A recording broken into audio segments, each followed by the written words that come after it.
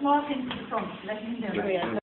Here we have the ruby inset into the winder of the clock, and then we have the by appointment to Her Majesty the Queen, the royal coat of arms. We also have two of the characters, the Lion and the Unicorn, that feature in the story, as told by the Walrus and the Carpenter and by the Tweedledum and Tweedledee. Here you have the hand of the writer with a pen, embellished with the crown jewels and the crown.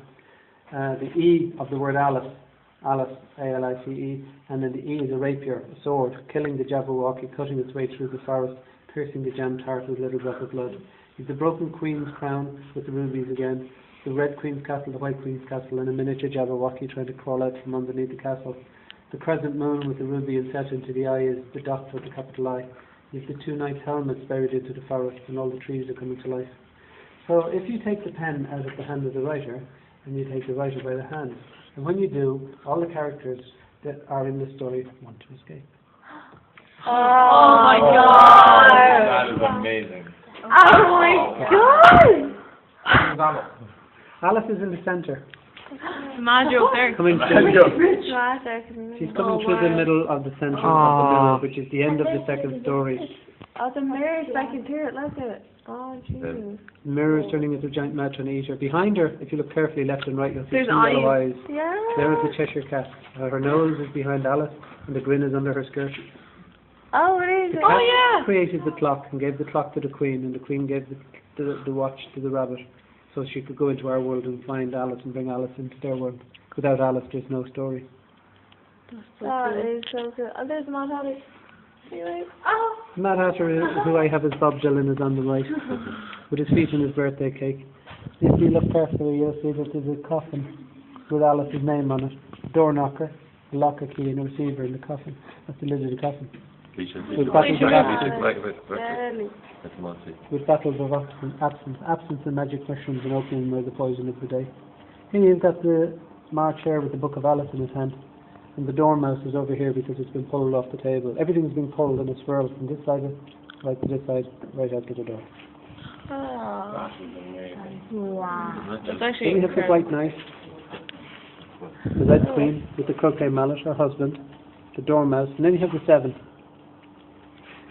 7, the 2 and the 5, the cards are painted the roses. And you have the roses in the background, which is not really about roses and cards, it was about the War of the Roses between the royal families in England. Then you have the caterpillar, smoking his hokum with his fez on his head, sitting on his mushroom. Behind him the spring is unwinding to become his wing, because he becomes a caterpillar at the end and flies away. He's generally a character to survive the story apart from the Cheshire Cat. At 1 o'clock we Humpty Dumpty eating his brains with a spoon.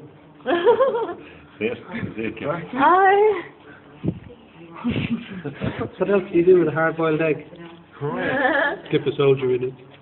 And the piece has one last little trick. If you let go of the door, close it. Because if you don't close the door, Alice will escape and then there'll be no story. So whoever owns the piece has to keep their finger on it to keep it open. Fireplace is a copy of the one that was in the original book, the illustration. This is the biggest fireplace, and it's important because in his life he had the largest fireplace, because in his chambers, Charles Ludwig Dodson was Lewis Carroll, but he was a maths teacher, and he went on to become a professor and lecturer in Oxford University, where he began as a child and stayed there until the day he died. So he's the oldest, longest serving teacher in Oxford University. But he also had the largest chambers, which meant in the winter time he had the largest fireplace, he was the warmest, everyone else froze. And because of his character, he never really entertained any of the rest of the students or teachers, so he was always on his own, and everyone else froze. So everyone really didn't like him very much.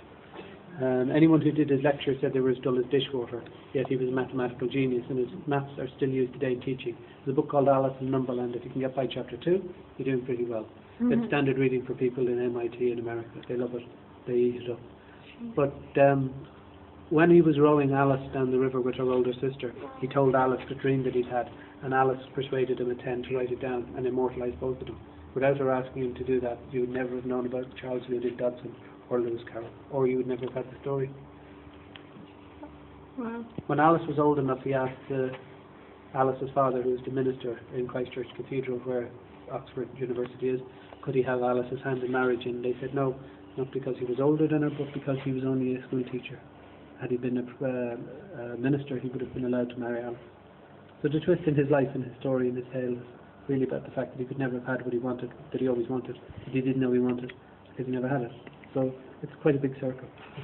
So that's what the clock is about. It's about the madness, and it's about the opium, and it's about the things that were poisonous in his life. And it's about his own life story, and how complicated yet how structured he was. Because he was a mathematical genius, yet he had this alter ego who was Lewis Carroll, who did plays for children and wrote stories for them. That's actually incredible.